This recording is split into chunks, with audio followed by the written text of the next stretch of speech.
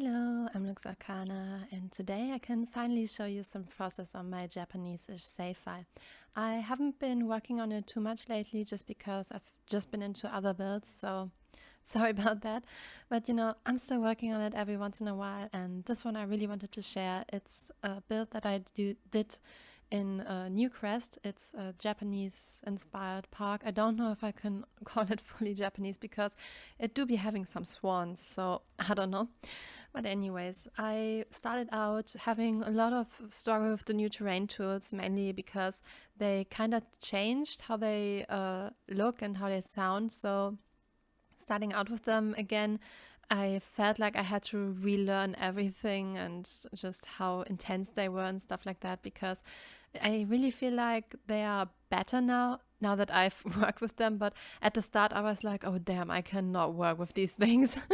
And yeah, after a while I got accustomed to them, and I started working on these three little ponds that go up the kind of hill that I created, because I really wanted to have like a little hut house-ish thing up there. I didn't want it to be a shrine or anything, just a place where you can hang out and play Go maybe. And yeah, I wanted to have like this big pond in the front, and I wanted to have a bridge going across it. That was my initial plan. And yeah, that's just how it then kind of turned out. While I was building this, I learned a lot of new things, especially with the terrain tools, which was really cool. But I also discovered some new debug items, which I really liked, mainly from the new pack, Cottage Living. And yeah, I just had a lot of fun building this one. I don't really know if I'm completely satisfied with it, though. There are like two main things that I am not happy with. And yeah, I will show you in a bit. But anyways, if you have some ideas about them, let me know in the comments, because you are probably just as good as I am if you've ever watched The Sims Speedbuild, so you're welcome. The first thing that I wanted to discuss was building bridges with the Snowy Escape stuff, because the Snowy Escape bridges are gorgeous. I love them. The only problem is to make them functional, you need to have to put platforms or just anything underneath it. And that's where the problem starts, because the bridges are curved, so you will always have a gap in between.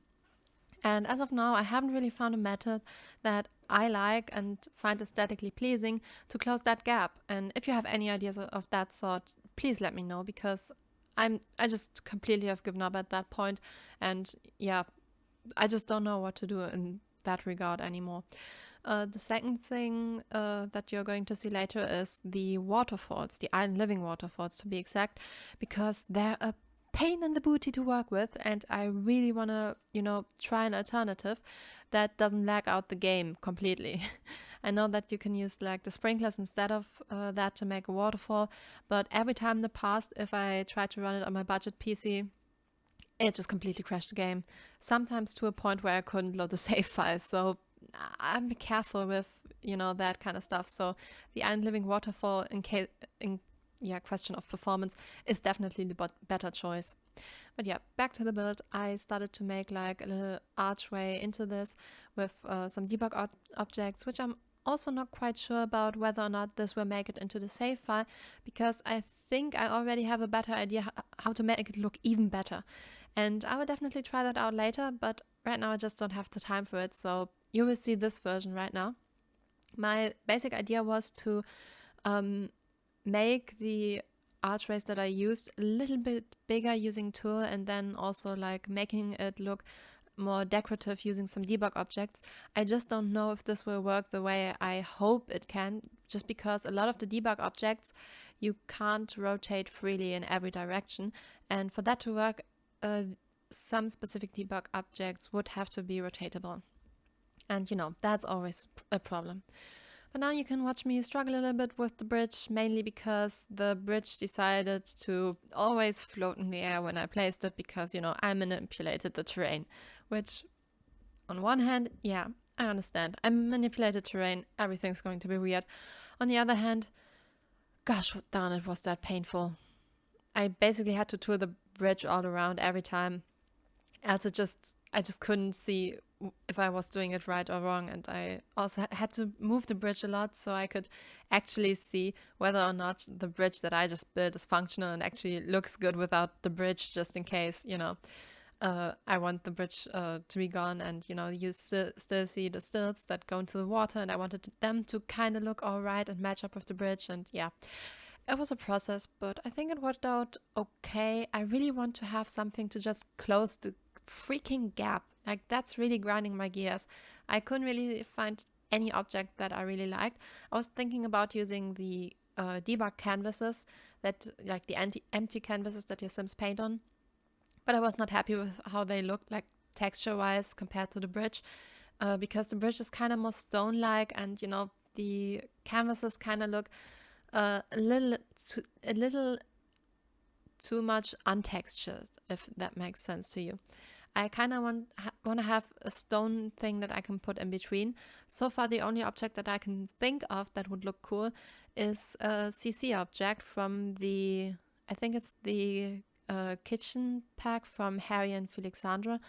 And yeah, I think that would be the only thing that is fully rotatable that I can use to make this work, because it kind of has this stone-ish texture that also the bridge has, which I was really lacking trying to find, anything that kind of reassembles it for the floor that I used on the bridge. I eventually found something that I was okay with, but it's not perfect, I really think that like something CC would probably do the thing better. So I don't know, I will probably in the CC save file include it like that, but for the no CC save file, I'm really uncertain of what I want to do. So please, if you have ideas, let me know. I'd love to hear. And yeah, now I'm slowly starting to landscape a lot more. The landscaping, I used a lot of tool for it because, again, I raised the terrain, so basically everything was floating, which was so annoying. I really wish we could just have, options to let stuff snap better, to like switch off snapping completely and to basically switch on snapping for objects that actually don't really snap. For example, we have these base game stones that have been in the base game for all the time, like these few stones. They magically snap to the terrain perfectly, and I love to use them on hills and steep stuff just because, they actually snap well. I do love the debug rocks, but they don't snap, and you have to tool them basically every time, which is really annoying, except for I think there are like 2 or 3 stones that also work like the base game ones, but that's it. And it gets really annoying at a point where you're just like, okay, screw it, that stone's now floating, and I don't want that. I would like to have just a swatch, just something to just say, hey, I want that snap to the terrain, please. Same for trees, like they're floating like, I don't know, a meter above ground just because their hitbox is so giant. Just give plants a smaller hitbox. I don't think it's that hard. Like, I think it would be harder to give them an accurate hitbox than to give them a smaller one. I mean, there are some plants that really have small hitboxes that are so lovely to use, and I use them a lot just because they're so convenient. And I really wish we had like more of them, or at least had the choice to have them, And I think that would be something that would really make it a lot easier to just use them and to just actually do cool stuff with them. Especially like for console users who can't use Tool. I'm really sorry for everyone who can't use Tool, because this mod is seriously saving my booty a lot of the time while building. Like, there's so many arguments that I'm usually having with the game that I would not be able to win if it wasn't for Tool. Again, especially when landscaping, and especially when using any manipulated terrain, especially with the ponds too, because a lot of the plants and stones that you would want to use for the ponds, even just the duck symbols and stuff like that, they just float. And I hate that. Like, seriously, why can't they just snap to the freaking water? It shouldn't be that hard to program, right? Right? I mean, they're a multi-billion-dollar company. I think they can manage, But anyways, I started to kind of put a lot more stuff down here. I tried to mainly put Snowy Escape stuff down there and to not use that many packs, because I also want to make a pack limited version of my save file so that you can play with it if you have Snowy Escape and the base game, completely fine. And if you have any other pack, I would of course include that pack in the other worlds and stuff like that. But my idea was that if you have Snowy Escape, you can play with my save file, even if you don't have CC. So yeah, I wanted to make different versions every time. So yeah, if you see a lot of Snowy Escape stuff in these builds, that is why. I'm trying to use what I can and make work there.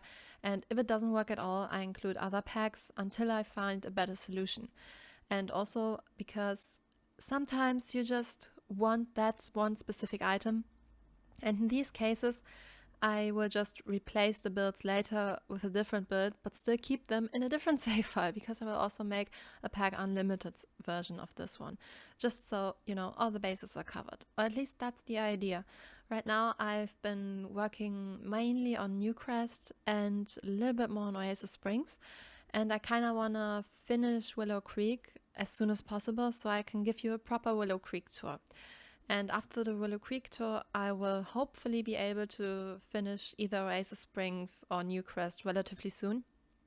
Right now, I'm starting to kind of work towards my bachelor paper, so I have no idea how much time I will have and stuff like that. I will still try to, you know, put out a speed build at least every 2 weeks. Maybe like in between, I will just post something else, because speed builds do tend to take some time. Like for this one, for example, I think it took me about 4 to 5 hours, I think, to finish this one. It doesn't look like that because I cut a little bit of tooling out. But yeah, that's what you have to think when you watch a speed build. Speed builds take time, and if you don't have much time, a speed build is like a bit of a commitment, you know?